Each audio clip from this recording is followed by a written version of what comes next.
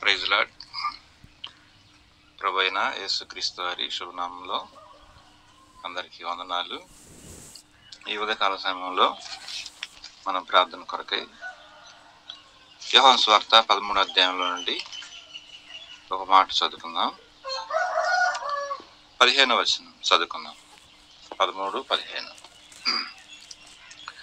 నేను మీకు చేసిన ప్రకారమును మీరును చేయవలనని మీకు మాదిరిగా ఇలాగు చేసి తిని, దాసుడు తన యజమానుడి కంటే గొప్పవాడు కాడు, పంపబడిన వాడు తను పంపిన వాని కంటే గొప్పవాడు కాడని మీతో నిశ్చయముగా చెప్పుచున్నాను.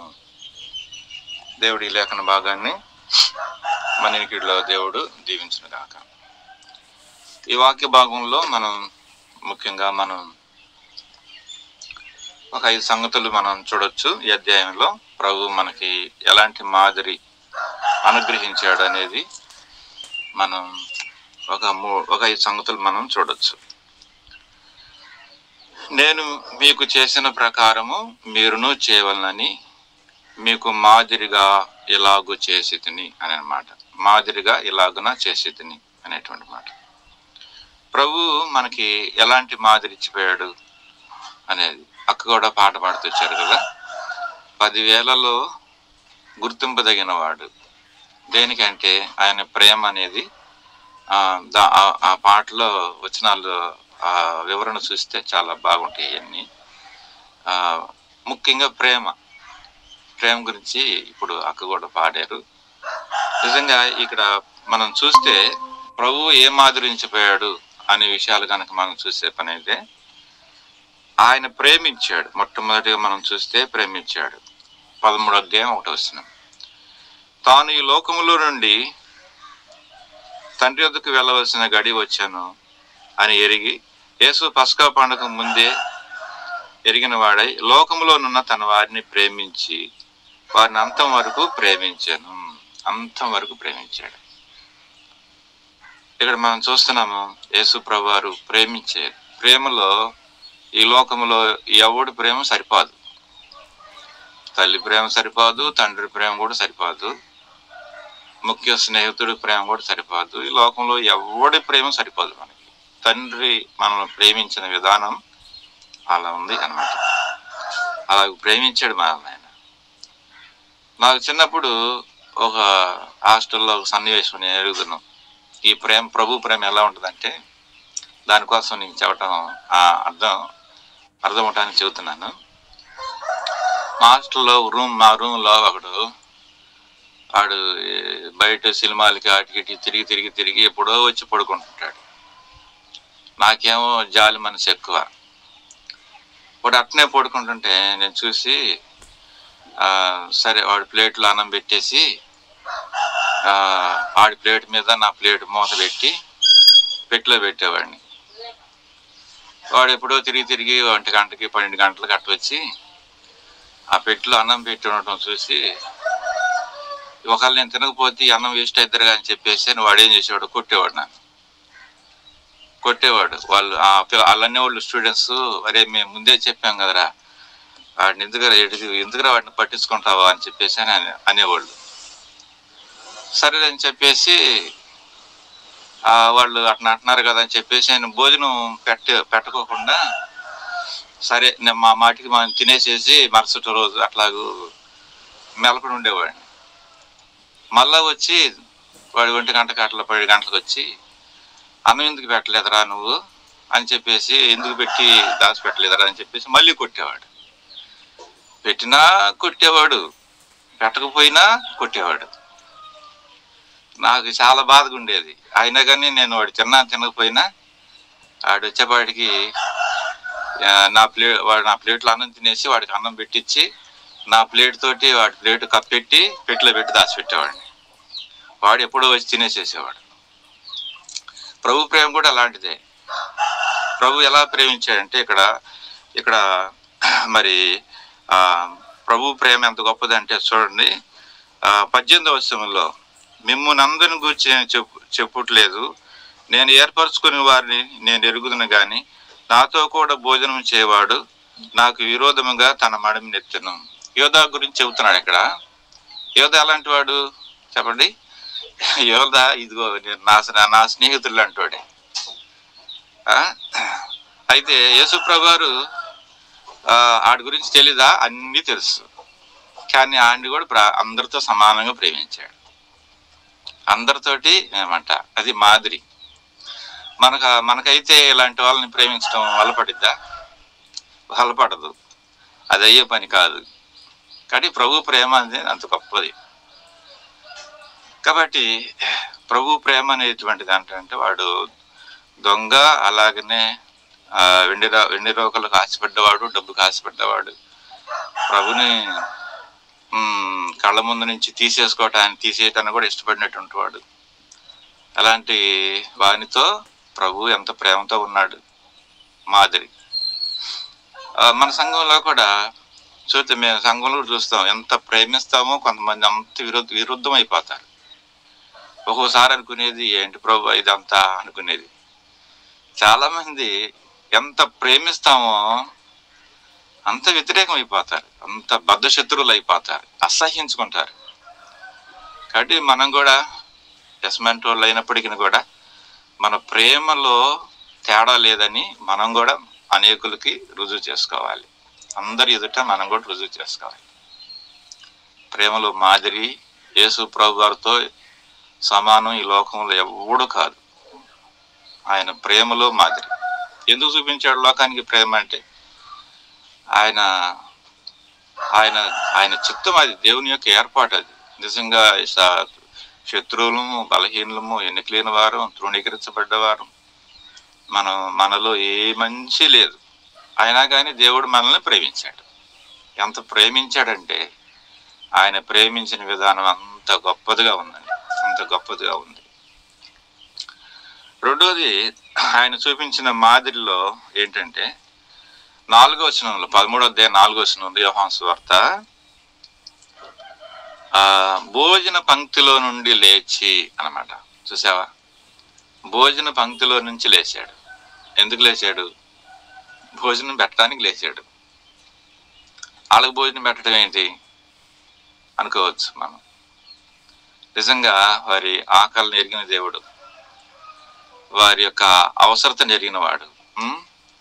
మరి నిజంగా ఆయన భోజన పంక్తిలోంచి లేయటం అనేది ఎంత గొప్ప విషయం. అది ఎంత గొప్ప విషయం తెలుసిన అన్నమాట. మనమే వారికి ఆకలి ఎరిగిన వారంగా మనం అనేకులకి భోజనం పెట్టాలి. మనం చూస్తే అక్కడ కూర్చున్న వారందరిలో ప్రభు యొక్క ఆలోచనలు వేరుగా ఉంటున్నాయి, దేవుని యొక్క ఆలోచనలు వేరుగా ఉంటున్నాయి. మన ఆలోచనలు వేరు, దేవుని ఆలోచన వేరు. మన యొక్క పద్ధతులు వేరు, దేవుని యొక్క పద్ధతి వేరు. దేవుని సంకల్పాలు వేరుగా ఉంటాయి అన్నమాట. ఆహారము, వారికి ఆహారం పెట్టినటువంటి వాడుగా ఉంటాడు అన్నమాట. ఈరోజు ఎంతో మంది మరి ఆత్మీయ ఆహారం, దేవుని వాక్యం అనేటువంటి ఆహారం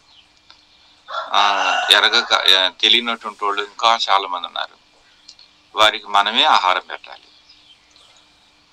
ఒకసారి యేసు ప్రభు వారు అక్కడ కొండ మీద ప్రసంగం చేస్తున్నప్పుడు, నేటికి 2 దినాలు పెట్టి వాళ్ళు వాక్యం వింటూ ఉన్నారు. వారికి ఇంతమంది భోజనం చేయడానికి ఆహారం ఎక్కడగా ఉంది, వాళ్ళే తెచ్చుకుంటారంటే ప్రభు అన్నాడు, మీరే వారికి భోజనం పెట్టను అంటాడు. మా దగ్గర 2 చేపలు 5 రొట్టెలు తప్ప ఇంకేం లేవు అంటారు. అప్పుడు ప్రభువే వాటిని తీసుకొని ఆశీర్వదించి ప్రభు వారికి ఆహారం పెట్టాడు. చూసావా? మరి ఆహారం ఎక్కడ మరి అంత ఉంది కొద్దిగా భుజించిన వారు ఎక్కువ మంది భుజించేశారు, ఎక్కువ మంది తిన్నారు. ఎక్కడి నుంచి వచ్చింది ఇదంతా? వారు ఏమైనా అర్థం చేసుకున్నారా? ఏమైనా తెలుసుకున్నారా? ఈరోజు మన దగ్గర ఏం లేకపోవచ్చు, కానీ నాకేం తెలియదు, నాకు చదువు లేదు, నాకు అది లేదు, ఇది లేదు అని వచ్చామో, కానీ దేవుడు మనకిస్తాడు, తలంపిస్తాడు అంతే. కొన్నిసార్లు మనం అనుకుంటాం మన ఎదుటిన్న వాడిని చాలా తక్కువ అంచనాతో అనుకుంటాం. కానీ దేవుడు ఆ చిన్న వ్యక్తిని ఎంత అద్భుతంగా వాడుకుంటాడంటే, అది దేవుని యందు విశ్వాసంలో ఆత్మీయంగా పెంచబడిన వారికి తప్ప లోకంలో ఎవరికి తెలియదు. అది చాలాసార్లు ఎదుటి వాళ్ళని చూడంగానే మనం తక్కువ అంచనా చేస్తామండి. ఈ సంగతి నాకు తెలీదా అనే అనే అభిప్రాయం మనలో ఉంటుంది. అవి ఉంచుకోకూడదు. ప్రభు అలాంటివి ఉంచుకోలేదు. ఆయన భోజన పంక్తిలో నుంచి లేచాడు అన్నమాట. ఎంత తగ్గింపు జీవితం అంటే చూడమాట. ఎవరైనా తగ్గింపు జీవితంలో ఉన్న వారికి ఆహారం పెట్టడానికి దేవుడు ఏమి వెనకంజ వేయడు. అందుకనే 2 చేపలు 5 రొట్టెలు 5,000 మందికి ఒకసారి 12,000 మందికి ఒకసారి ఆయన ప్రభు పెట్టినట్లు మనం చూస్తాం బైబిల్లో. ఎన్నో గంపలు ఎత్తారు, 12 గంపలు అట్లా పై మిగిల్చారు. వాళ్ళు మిగిల్చబడింది ఇంకా ఎక్కువగా అన్నమాట. ఎవరైతే తగ్గింపులో ఉంటారో దేవుడు ఎంతటి కార్యమైనా చేయటానికి దేవుడు వెనకాడడు. ప్రభు చేయటానికి సిద్ధంగా ఉన్నాడు, తగ్గింపులో ఉన్నాడు. మా దగ్గర ఇదే ప్రభు ఉందని ప్రభువుకు చూపించాడు. ఇదే మాకు దగ్గర ఉంది అని అన్నాడు. దాన్ని ఎంత చేశాడు? 12 గంపలు చేశాడు. ఏది మిగలగా అన్నమాట. ఎవరినైనా దేవుడు వాడుకునే విధానంలో ఇట్లే ఉంటది. నాకు కొన్నిసార్లు మనం తగ్గించుకుంటుంటాం. నేను సరిపోతానా, నేను చెప్పగలనా, నేను అక్కడ ఉపయోగపడతానా, ఎన్ని ఉంటాయి మనకి. ఇవి ఉండకూడదు. నీ దగ్గర తగ్గింపు ఉంటే చాలు, ప్రభు నిన్ను వాడుకుంటాడు, ఖచ్చితంగా వాడుకుంటాడు. ఆయన మనుషులు తృణీకరించవచ్చు, కాదనొచ్చు, తీసివేయబడొచ్చాము, కానీ దేవుడు ఎప్పుడు కూడా నిన్ను మర్చిపోయే దేవుడు కాదు. తగ్గింపు అనేది చూడండి. భోజన పంక్తిలోంచి లేకటం అనేది ఏం చూపిస్తుంది? తగ్గింపు అన్నమాట. తర్వాత ఏం చేశాడు? 13వ అధ్యాయం 4వ వచనంలో తన వస్త్రమును అవతల పెట్టేశాడు. అంటే వస్త్రం ఏం చూపిస్తుంది? యోసేపు అధికారంలోకి వచ్చినప్పుడు ప్రత్యేకమైన వస్త్రాలు కట్టాడు, అధికారపు వస్త్రాలు. మరి ఎస్తేరు రాజ్యపాలనకు వచ్చినప్పుడు ఆమె ప్రత్యేకమైన వస్త్రాలు ధరించింది. మొర్దెకై ఉపవాసంతో గోనెపట్టు కట్టుకుంటే వేరు వస్త్రాలు పంపించింది, హోదాకు తగ్గట్టుగా. మొర్దెకై ఒక గుమ్మం దగ్గర కూర్చునే ఒక అధికారి, ఒక పొజిషన్లో ఉన్నటువంటి వాడు. వస్త్రము మనకు మన హోదాని చూపిస్తుంది అన్నమాట. హోదా అనమాట. ఇప్పుడు పోలీసు వాళ్ళు వేసుకుంటారు హోదా, డాక్టర్లు వేసుకుంటారు కోటు, హోదా, లాయర్లు వేసుకుంటారు కోట్లు, వాళ్ళు హోదాని చూపిస్తారు, నల్ల కోటు. అలాగనే మన వస్త్రాలు ఏం చూపిస్తున్నాయి అంటే హోదాను చూపిస్తాయి, ఘనతను, పేరు అనమాట. అయితే ప్రభు ఏం చేశాడంటే తన వస్త్రాన్ని, పై వస్త్రం తీసి అవతల పెట్టేసేసాడు అన్నమాట. అంటే దాని అర్థం ఏంటి అంటే దీనత్వం అన్నమాట.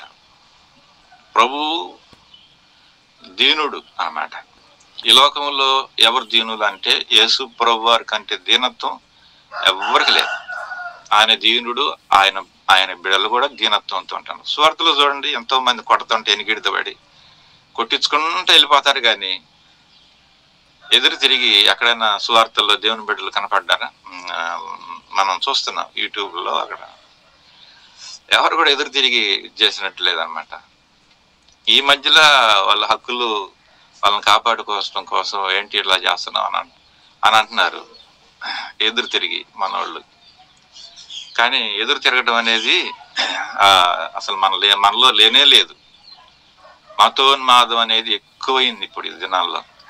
అందువల్ల వీళ్ళకి రిస్క్ వచ్చేసేసింది అన్నమాట.